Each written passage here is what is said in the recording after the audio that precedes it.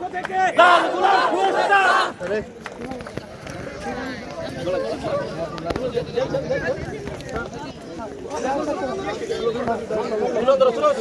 প্রধান অতিথির আগমন,